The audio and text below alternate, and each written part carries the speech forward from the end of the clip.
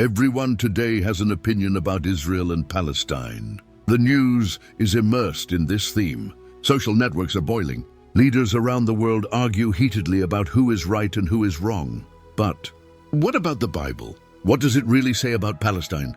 The answer will shock you, because most Christians have never heard the full truth on this subject. You're about to discover 5 biblical truths about Palestine that you've never been told in school, in the pulpit, or on television. And the first of these is how it all began, the birth of conflict. But to really understand this, we need to go far beyond politics. We need to go back to the origin, to the family drama that planted the seed of a rivalry that would shape the history of the world. It all started with Abraham, yes, the father of faith. But he had 2 sons, Isaac, the son of promise, born of Sarah, and Ishmael, the son of impatience, born of Hagar. Genesis 16:12 describes Ishmael as a man who would live with his hand against all, and all against him. This is not a curse. It is a prophecy, a prediction of constant conflict, and to this day, it continues to be fulfilled. Few people know, but many Arab nations trace their lineage back to Ishmael. And when you understand that, the geopolitical puzzle starts to make sense. We are not only talking about territories, but about descendants, promises, ancestral wounds, and prophetic lineages. The rivalry between Isaac's descendants and those of Ishmael has shaped the world for more than 4,000 years, and the Bible makes this clear in Genesis 17. Now, get ready, because the next discovery is even more astonishing: the true meaning of the name Palestine, and why it never represented what many believe today. Abraham, a man of faith, was promised that he would have a son, even at an advanced age. Isaac emerged as the son of promise, the one who would carry the lineage of the divine covenant. Ishmael, on the other hand, was born of human haste, the result of Sarah and Abraham's impatience in the face of God's time. This contrast between promise and impatience has shaped not just one family, but 2 entire nations. It is amazing how a decision at home can echo for millennia in history.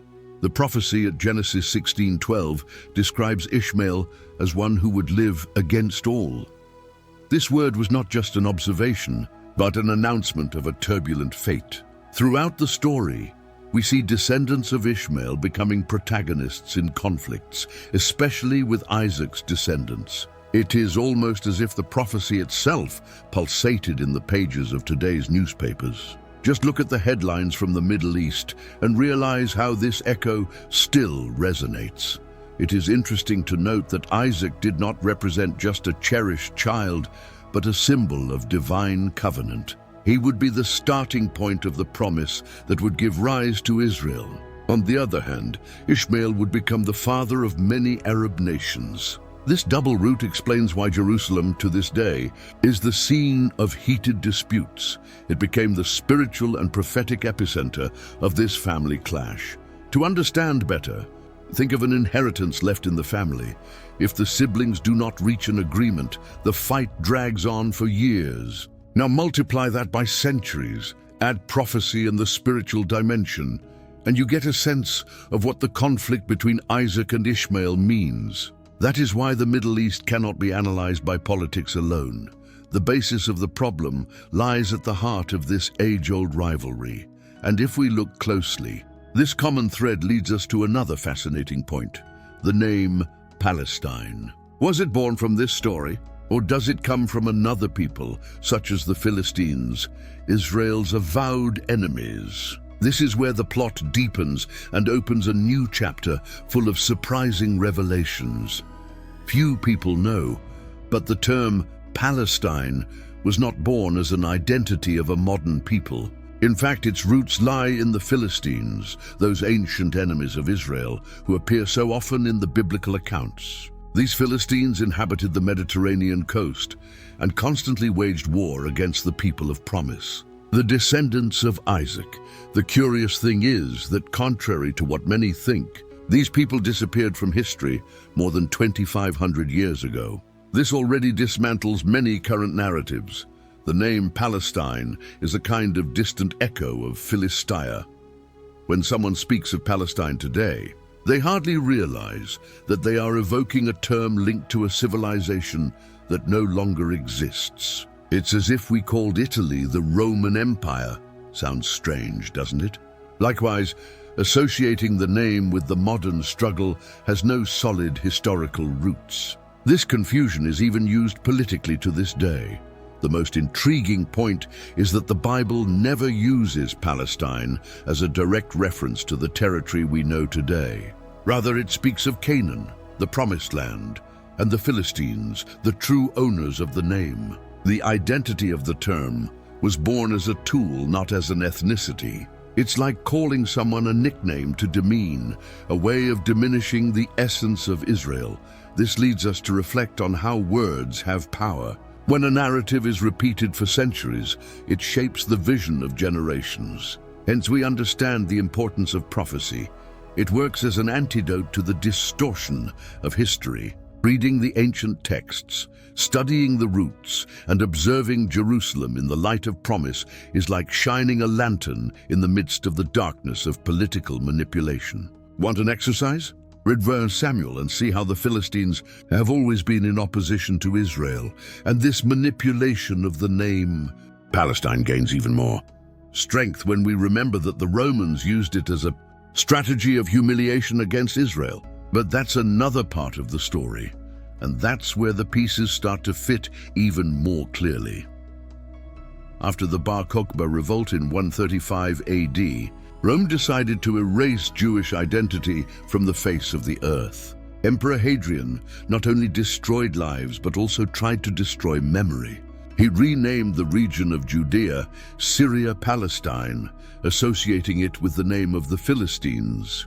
It was not an innocent act. It was a calculated form of humiliation. Imagine someone trying to erase your last name from your family history. That's exactly what was happening. This political gesture had a gigantic weight. By using the term Palestine, the Romans sought to rewrite the narrative, replacing Isaac's heritage with an uncomfortable label. It's as if they wanted to say, "You don't have roots here anymore." But the prophecy already guaranteed that Israel would return, because the covenant does not depend on human decrees. Yet for centuries, this manipulation echoed and shaped the worldview. Rome knew that Jerusalem was not just any city, but the spiritual heart of a people.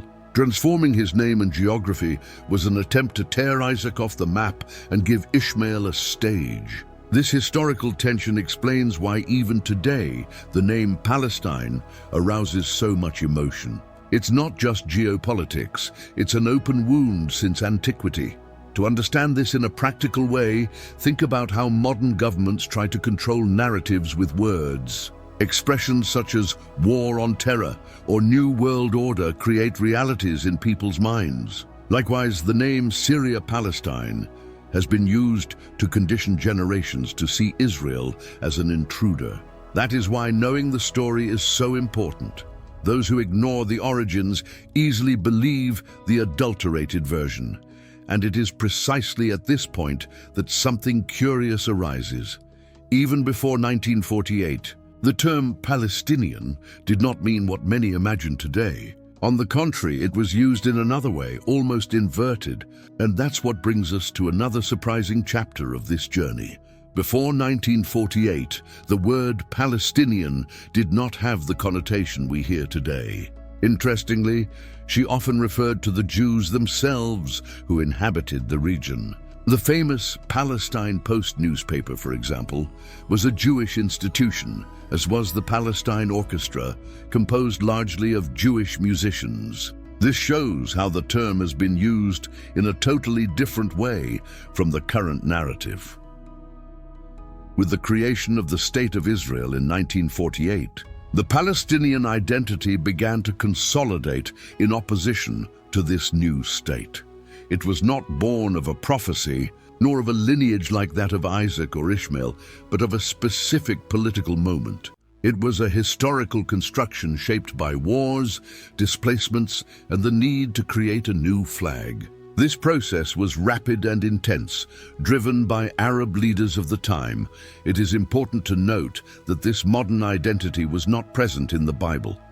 There was no mention of a separate Palestinian people, but rather of the descendants of Ishmael, the Philistines, and other surrounding nations. This does not mean to belittle the human suffering of the region, but to understand that the word Palestine has been resignified throughout history. Once again, we see how language and politics intertwine to create perceptions. A practical example. Think of brands that change their meaning over time. The symbol of the bitten apple, which today everyone associates with technology, was once a symbol of forbidden knowledge in Eden. Likewise, the word Palestinian ceased to be used to identify local Jews and became a symbol of a new national identity. And like any symbol, it carries passions, disputes, and of course, many conflicts. This transition of meaning connects us directly with something greater. Israel's return to their land was already foretold by prophecy, and modern Palestinian identity, as it emerged in this scenario, became part of this historical chessboard. But nothing compares to the impact of the ancient words of the prophets, who were already announcing the return of Israel long before the newspapers recorded 1948. For centuries, it seemed impossible to imagine the Jewish people returning to their land, dispersed among nations, persecuted at different times, surviving exiles, wars, and even the Holocaust. And yet, the prophecy remained alive. Isaiah 11, Ezekiel 36, and so many other promises about the return of Isaac's descendants. When Israel was officially restored in 1948, it wasn't just a political event, it was the fulfillment of a millennial word. The creation of the State of Israel did not happen by chance. It was aligned with a divine storyline, a sacred script that only makes sense in light of prophecy. The same people who were scattered returned, speaking the same language, occupying the same land. Anyone who sees this only as geopolitics is missing out on the real spectacle behind the curtain. This is one of the greatest modern miracles ever recorded in front of the world's cameras. And how can we ignore 1967? In just 6 days, Jerusalem was reconquered. Coincidence? Not for those who understand the signs. Jerusalem, the spiritual heart of the world, has returned into the hands of the people of promise, not without blood, but with purpose. Not only did this rekindle hope, it also rekindled the prophetic clock. Time is ticking, and the signs are getting more intense. Many scholars call this the time of the end beginning to breathe. A return that is not only geographical, but spiritual. The people returned, the language reappeared, the desert flourished. If you want to understand what's happening in the news today, start by reading Ezekiel 37, where dry bones come to life, one of the most striking images of Israel's restoration. But Jesus had already left a specific warning directed to Jerusalem. An alert that is also part of this great puzzle, and that involves not only the past, but the future of the most disputed city on earth. Jesus not only walked through Jerusalem, but wept for it. In Luke 21:20-24, he prophesied that the city would be surrounded by armies, destroyed, and given to the Gentiles. And this happened in 70 AD, when Titus, a Roman general, invaded Jerusalem, destroyed the temple, and scattered the Jews. The pain was immense, but the prophetic accuracy was even greater. Jesus warned, and history has confirmed it. For nearly 2,000 years, Jerusalem was outside the control of Isaac's descendants. Several empires passed through there: Romans, Byzantines, Arabs, Crusaders, Ottoman Turks, and British, each leaving his mark, but none of them belonging to the covenant made with Abraham. The city became a symbol of dispute, exactly as the prophecy said. And Ishmael's people began to occupy prophetic spaces that did not belong to them.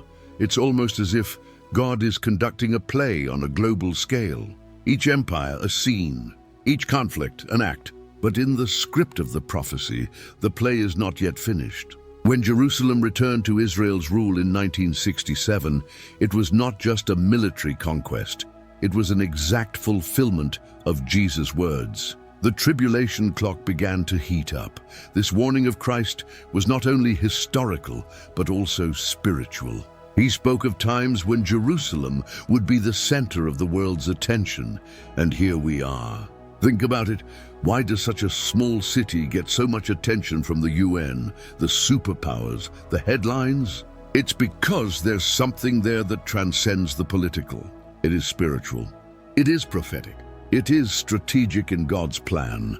And this plan becomes clearer when we read the writings of Zechariah, which speak of Jerusalem as a heavy stone for the nations, a weight that no ruler in the world will be able to lift without suffering consequences. And yes, this brings us to the next step of this journey, where the eyes of the whole world turn to the same point on the map. Jerusalem is not just a geographical point, it is the prophetic heart of the planet. In Zechariah 12 and 14, the Lord says that Jerusalem would be like a heavy stone. Whoever tries to lift it up will be struck. And what do we see today? The nations meeting to discuss the city, trying to divide it, control it, or even erase it. But this is not just any city. It carries the DNA of the covenant made with Abraham, with Isaac, and with Israel, the great empires of history, Babylon, Rome, the Ottoman Empire, all tried to dominate Jerusalem, but none could retain their control indefinitely. The city, like a magnet, attracts the attention of the whole world. And this is no coincidence. It is the fulfillment of prophecy in real time. We are watching history unfold in the exact form that God revealed thousands of years ago. In practice, every time a UN resolution tries to move Jerusalem, it is as if the world tries to lift this stone. But it weighs too much, spiritually speaking. It is a place where heaven and earth meet, the place where the temple will be rebuilt and also desecrated in the setting of the last days. Every step around this city is actually a step toward tribulation. Want an example? Look at the political agreements. Every peace treaty involving Israel bumps into Jerusalem.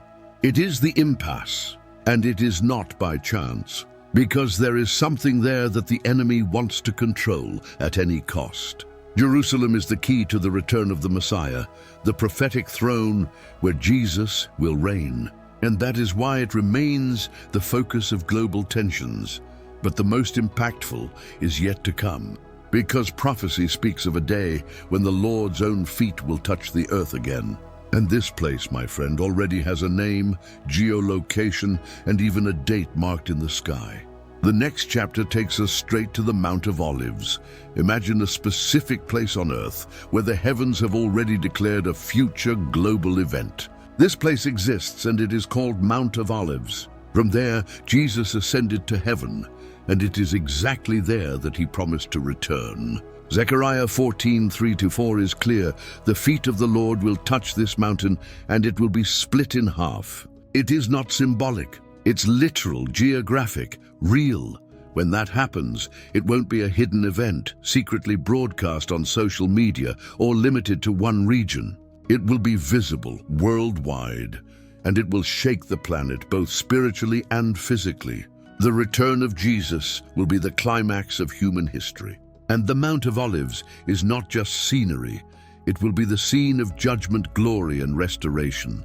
This prophecy reminds us that history is not moving directionlessly. There is an end point, a judgment, and a kingdom to come. The same Jesus who wept for Jerusalem will return to rule over it.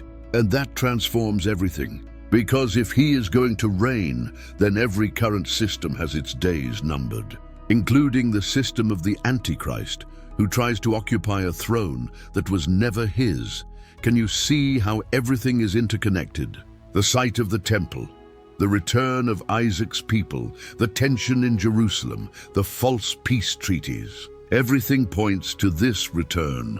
And the most interesting thing, even the geography of the region confirms the prophecy. The Mount of Olives has a fault line that runs exactly from east to west, just as Zechariah described. Coincidence? not by a long shot.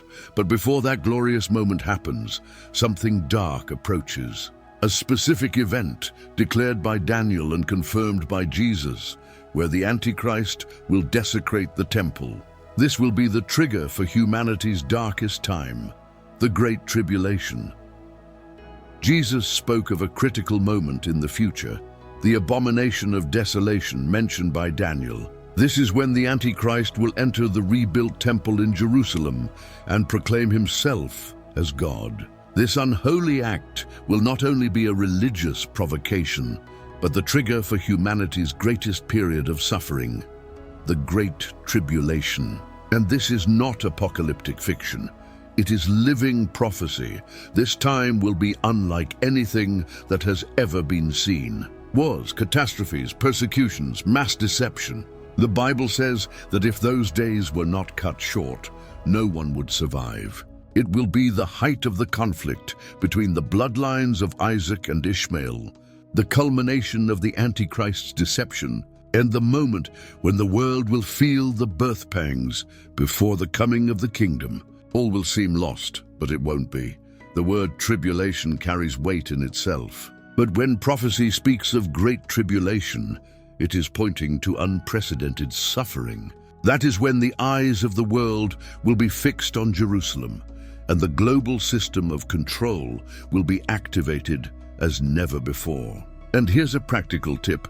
This is the time to delve into the book of Revelation. Start in chapter 6, and you'll see that time described in detail.